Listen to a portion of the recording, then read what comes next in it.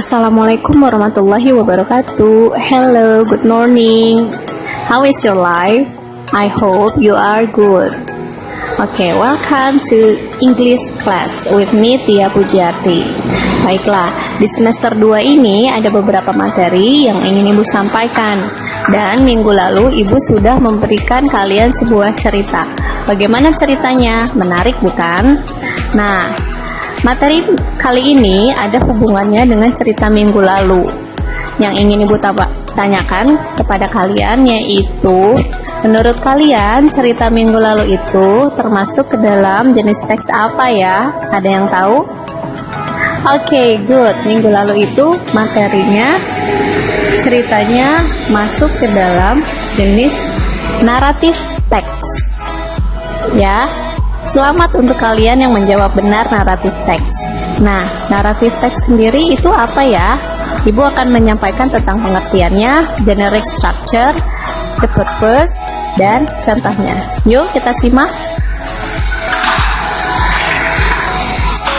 Naratif teks adalah teks yang menceritakan tentang sebuah cerita yang berisi tentang khayalan atau tidak nyata, ya, atau fiksi. Jadi naratif teks itu tidak terjadi di kehidupan nyata. Contoh naratif teks bisa berupa dongeng, fable, myth or mitos, folk tales atau cerita rakyat, legend atau legenda. Nah, itu contoh-contoh dari naratif teks. Nah, naratif teks ini menggunakan simple past tense. Kenapa dia menggunakan simple past tense? Karena biasanya cerita-cerita dongeng, mitos, cerita rakyat, atau legenda itu terjadi di masa lampau, ya, tidak terjadi sekarang saat ini. Jadi terjadi di masa yang sudah lalu, yang sudah lewat. Makanya menggunakan simple past tense. Dan kalian harus ingat, simple past tense itu menggunakan kata kerja bentuk kedua atau verb to, verb 2. Oke, sekarang kalian lihat genre or text type. Ya, the purpose of narrative text. Tujuan dari naratif teks ini adalah untuk menghibur para pembaca atau para pendengarnya. Jadi the purpose of narrative text is to entertain or to amuse the readers or the listeners. Ya, jadi sebagai hiburan. General language features. Jadi ada beberapa bahasa yang digunakan. Yang pertama adalah time words. Jadi waktu, ya, penanda waktu ini digunakan untuk menghubungkan suatu cerita yang sebelumnya dan yang akan terjadi. Yang kedua, usually specific participants or characters. Biasanya ada tokoh-tokoh atau karakter yang spesifik di dalam ceritanya. Yang ketiga, action words predominate in complication and resolution. Biasanya kata kerja itu lebih banyak digunakan di resolusi dan komplikasinya atau konfliknya. Yang terakhir ada noun groups important in describing settings and characters. Oke. Nah, di dalam narrative text itu ada generic structure-nya. Ya, ada 3 generic structure di dalam narrative text. Yang pertama ada orientation.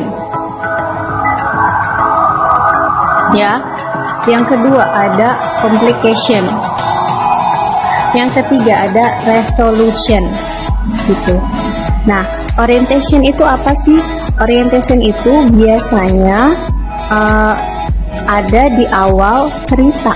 Jadi pengenalan tokoh cerita, ya, tokohnya siapa saja di dalam cerita itu.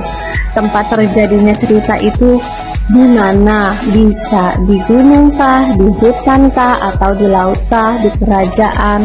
Jadi tergantung tempatnya, ya.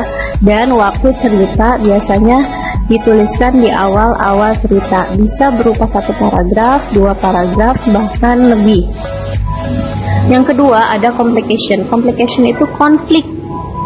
Jadi masalah yang timbul, masalahnya apa sih yang ada di cerita itu, ya, itu pun bisa dalam bentuk 2 atau 3 paragraf.